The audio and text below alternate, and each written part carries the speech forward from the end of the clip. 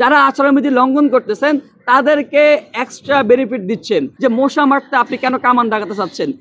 আমরা দেখেছি শুধুমাত্র নির্বাচন কমিশন আচরণবিধি সেট করার মধ্যে সীমাবদ্ধ থাকেন, কিন্তু কে আচরণবিধি লঙ্ঘন করলো কে কি করলো সেটা তাদের দর্তব্যের বিষয় না।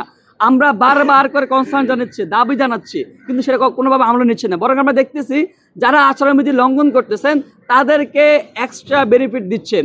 আমরা দেখেছি মনোনয়নপত্র উত্তোলন সময়সীমা শেষ হয়ে যাওয়ার পরে অনেক প্রার্থী তারা মনোনয়ন তুলতে গিয়েছেন, সেটা নিয়ে একটা বাক বিতণ্ডা তৈরি হয়েছে। নারীদের হলগুলোতে সাধারণ নারী শিক্ষার্থীরা প্রতিরোধের শিকার হয়েছেন, কিন্তু সেই জায়গা থেকে দেখেছি নির্বাচন কমিশন তাদের বিরুদ্ধে কোনো প্রকার পদক্ষেপ না নিয়ে বরঞ্চ কারোর সাথে কোনো পরামর্শ না করে একদিন সময়সীমা বাড়িয়ে দিয়েছেন। এই যে আমাদের শঙ্কার জায়গা তৈরি হয়। আমরা আরেকটা বিষয় একটু ক্লিয়ার করতে চাই। আমরা দেখছি গতকালকে নির্বাচন কমিশন বলেছে, প্রশাসনের পক্ষ থেকে বলা হচ্ছে তারা নাকি আর্মি মোতায়েন করবেন। তো এই জায়গায় আমাদের একটা শঙ্কার জায়গা তৈরি হয় যে মশা মারতে আপনি কেন কামান দাগাতে চাচ্ছেন, এটা একটা শঙ্কার জায়গা তৈরি হয়। কিছু হচ্ছে কিন্তু যে এখন পর্যন্ত যে পরিস্থিতি, এখন পর্যন্ত স্বাভাবিক আছে পরিস্থিতি, কিন্তু হুট করে যখন আপনি বলবেন যে ডাকসু নির্বাচন কেন্দ্রে আপনি আর্মি নিয়ে আসতেছেন, তখনই শিক্ষার্থীদের মনে একটা শঙ্কার জায়গা তৈরি হয়, না জানে কি হয়ে যাচ্ছে।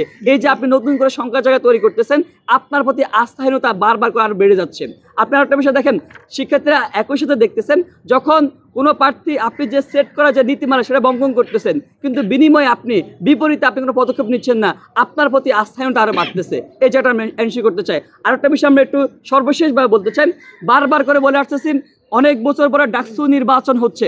ডাকসু নির্বাচন কেন্দ্র করে শিক্ষার্থীর মধ্যে আগ্রহ, আমেজ, উদ্দীপনা তৈরি হচ্ছে।